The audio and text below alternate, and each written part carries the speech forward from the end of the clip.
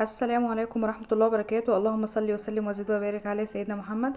ازيكم يا حبايبي؟ عاملين ايه؟ يا رب تكونوا بخير. النهارده بقى عاملين اكله مصريه كده ما بيختلفش عليها اتنين. ريحه المحشي كده لوحدها بتكون خطيره وطعم حكايه. تابعوا معايا خطوه بخطوه وهنعمل مع بعض احلى حله محشي. طعم بيتي اصيل وريحته تشهي. زي ما انتم شايفين معايا كده الشكل ما شاء الله جميل جدا، والصباع ما شاء الله ملفوف ازاي، وهعرفكم كل التريكات والحركات. اتمنى الوصفه تعجبكم يا جماعه. ويلا بقى بينا ندخل على المقادير ونقول بسم الله. اول حاجه معانا كده هنجيب كرنبايه، طبعا حسب الكرنب الحجم اللي انتوا جايبينه. هعرفكم بس تسلقوها ازاي الاول عشان الورقه تكون مظبوطه. زي ما انتوا شايفين كده بنجيب السكينه ونبدا نقطع كده الورقه كده بوحدها، وهي هتطلع كل ورقه لوحدها. بس اهم حاجه تسيبوها تكون الكرنبه دبلت شويه زي ما انتوا شايفين كده معايا اهوت. هنبدا نشيل ورقه بورقه بالشكل ده. دي اسهل طريقه يا جماعه لعمل الكرنب والسلق الكرنب بتاعه. زي ما انتوا شايفين كده الورق بيطلع بسهوله وبكل بساطه. نشوف الورقه اللي هي على الوش كده ونبدا نطلعها زي ما انتوا شايفين كده. ما نجيبش مثلا ورقه من تحت ونحاول ان احنا نطلعها، لا، ورقه بورقه بالشكل ده. طريقه بسيطه وجميله اهو يا جماعه زي ما انتوا شايفين كده.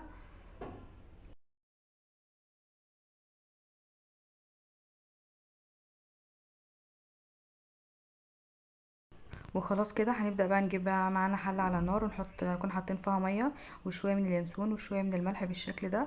ونبدأ بقى ننزل معانا الورق بالشكل ده، واهم حاجة ما نضغطش عليها يا جماعة. لو انتوا اول مرة تعملوا بالطريقة دي حطوا ورقة بورقة، بس عشان عارفة انا بعمل قبل كده كذا مرة فانا عارفة انا بعمل ايه. زي ما انتوا شايفين كده اهو ببدأ احط الورق، واول ما احس الورقة كده بدأت تدبل شوية ما بتكملش ال5 دقايق ابدأ اشيلها بالشكل ده كده زي ما انتوا شايفين اهو. هكرر معاكم العملية، ببدأ كده اضغط عليها وهي كده كده المية بتنزلها كده لوحدها. بتبدأ بقى الورقة تستطرى معانا زي ما انتوا شايفين كده بالشكل ده اهو يا جماعة. طريقة بسيطة وجميلة، امشوا بس عليها بالظبط كده وخلي بالكم منها عشان ما الورقة ما تتهريش منكم زي ما انتوا شايفين كده. وخلاص بقى خلصت معايا. ببدأ اوريكم اهم حاجة نغسل بقى، نكون غاسلين الورق ده كويس. نغسله بالمية ونبدأ بقى نشيل الجزء ده كده زي ما انتوا شايفين كده يا جماعة. او هنبدأ بقى نلفها بقى من تحت لفوق كده بالشكل ده عشان يكون الورقة معانا متساوية بالشكل ده. ونبدأ بقى نقطعها، والتقطيع طبعا حسب الطول الورقة اللي انتوا حابينها في المحشي. عايزين الورقة سمكها يكون طويل كده ماشي، عايزين يكون صغيرة ورقة المحشية تكون صغيرة عادي يعني مفيش مشكلة. هنبدأ بقى نقطع، اوريكم تقطيعة الورقة معايا بالشكل ده زي ما انتوا شايفين كده اهو. بقطعها كده بالشكل ده، والحجم ده احسن حجم يكون مناسب في الطول وفي العرض وفي كل حاجة. وعشان تكون الورقة كلها زي بعضيها الورقة اللي قطعناها نحطها على تحت منها، ونبدأ بقى نقطع بالشكل ده عشان يكون الورق معانا متساوي بالشكل ده زي ما انتوا شايفين معايا كده بالشكل ده يا جماعة. طريقة بسيطة وخطوات سهلة واتمنى الوصفة تعجبكم والطريقة تعجبكم زي ما انتوا شايفين كده معايا بالشكل ده. وهنبدأ بقى يا جماعة نعمل أهم حاجة وهي صلصة المحشي. هنجيب حلة كده على النار ونحط فيها معلقة من السمنة البلدي، سمنة اللي انتوا حابينها طبعا، وشوية من الزيت بالشكل ده. واهم حاجة يا جماعة نهتم بالصلصة بتاعة المحشي، هي اللي هتخلي معانا طعم المحشي جميل زي ما انتوا شايفين كده. وهنبدأ ننزل عليهم بكمية من البصل حسب طبعا الكمية اللي انتوا عاملينها. بس اهم حاجة تكتروا في البصل، البصل بيدي طعم مسكر كده في المحشي، طعم جميل جدا. هنبدأ بقى نجيب عليه كده 3 4 فصوص من التوم نقطعهم عليهم بالشكل ده زي ما انتوا شايفين. احنا بس يا دوب هنشوح بس البصل بالثوم مع بعضيهم كده زي ما انتوا شايفين كده معايا يا جماعه. نمشوا على المقادير مظبوط والطريقه مظبوطه وان شاء الله تعجبكم اهو. ببدا اقطع كده الثوم معايا بالشكل ده، ويا دوب بس هديها تقليبتين بسيطه، ونحط بقى شويه من الفلفل الاسود وشويه من الكمون، ونكتر بقى في الكزبره المطحونه كده زي ما انتوا شايفين كده اهو يا جماعه. وشويه من الملح وشويه من البابريكا بالشكل ده. واهم حاجه السكر، نحط كده ربع معلقه من السكر ولا حاجه عشان طعم الحموضه اللي بتكون في الطماطم بالشكل ده. ونبدا نقلبهم كده تقليبه بسيطه كده بالشكل ده. ما نهريش البصل معانا او يلحق يدخل في مرحله السوا، لا عايزين يكون لسه فريش كده. هنبدا ننزل عليه بالطماطم زي ما انتوا شايفين معايا بالشكل ده كده يا جماعه. الطماطم تكون متسبكه اهو زي ما انتوا شايفين ما شاء الله. شكل الصلصه لوحدها هيكون جميل ازاي. هنفضل نقلبهم كده ونسيبهم بقى، اهم حاجه ما يكونش في ميه ولا اي حاجه في الصلصه دي اهو، تنشف معانا بالشكل ده. شايفين ما شاء الله شكل الصلصه جميل ازاي جدا يا جماعه اهو زي ما انتوا شايفين كده. وتسيبوها تنشف ما يكونش فيها ميه ولا فيها اي حاجه خالص. هنبدا بقى نجيب بقى معانا الرز نكون غاسلينه كويس، ونبدا بقى ننزل عليهم بالصلصه اللي احنا عملناها دي. وهنسيب اهم حاجه معلقتين من الصلصه كده عشان نحط بيها على وش المحشي زي ما انتوا شايفين كده. نقلب معانا الطماطم بالشكل ده اهو الرز طبعا حسب الكميه اللي انتوا عاملينها. هنبدا بقى ننزل بقى معانا شويه من الخضره. الخضره طبعا نكون غاسلينها ومنضفينها قبل ما نقطعها زي ما انتوا شايفين كده يا جماعه. اهو خطوات بسيطه وسهله، بس طعم المحشي في الاخر هيطلع جميل جدا وهيعجبكم. اهو زي ما انتوا شايفين كده. عايزين تسووا الرز على النار شويه كده، تدوها تسبيكه على النار عادي، بس كده احسن، ده احسن طريقه.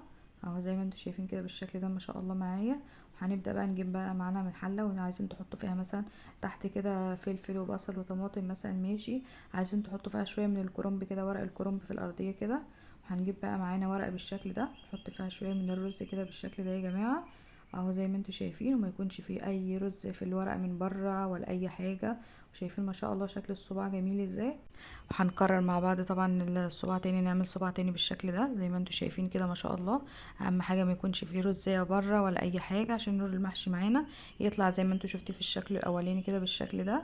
اهو ما شاء الله زي ما انتوا شايفين كده، انا بوريكم طبعا.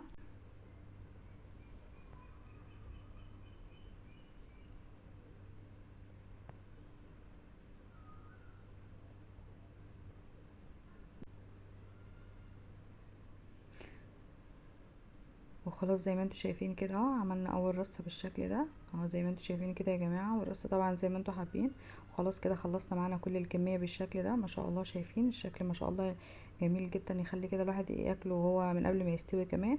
هنبدا بقى معلقه الصلصه اللي انا قلت لكم عليها في الاول كده زي ما انتوا شايفين كده. هنبدا بقى نحط عليها بقى الشوربه بتاعتنا. طبعا الشوربه ده انا ساقيها كان بشوربه بط، هنزلها برضو لو حابين تشوفوها على القناه عندي بطريقه جميله جدا. اهو يا جماعه زي ما انتوا شايفين كده، نبدا نخبط الحله معانا كده عشان الشوربه تنزل تحت لكل الكرنب اللي تحت زي ما انتوا شايفين كده، واغطي عليها بقى. واول ما الميه تتشرب بهدي عليها النار وتسيبيها بقى لما المحشي يستوي معانا ويطلع بالشكل ده زي ما انتوا شايفين كده ما شاء الله جميل ازاي يا جماعه. هنبدا بقى نقلبه مع بعض بالشكل ده. هنجيب طبق كبير او صينيه تكون معانا حجمها وسط كده، ونبدا بقى ننزل فيه المحشي بتاعنا بالشكل ده زي ما انتوا شايفين كده.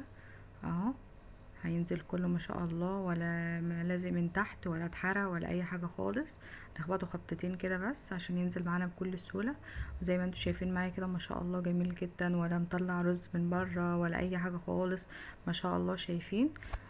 اهو زي ما انتوا شايفين كده يا جماعه. اتمنى الوصفه تعجبكم ان شاء الله، واذا عجبتكم ما تنسونيش في اللايك والاشتراك في القناه وتفعيل زر الجرس ليصلكم كل جديد. اهو ما شاء الله شايفين الشكل عامل ازاي، والطعم كان حكايه، والريحه خطيره كده كان قلب البيت. اهو يا جماعه.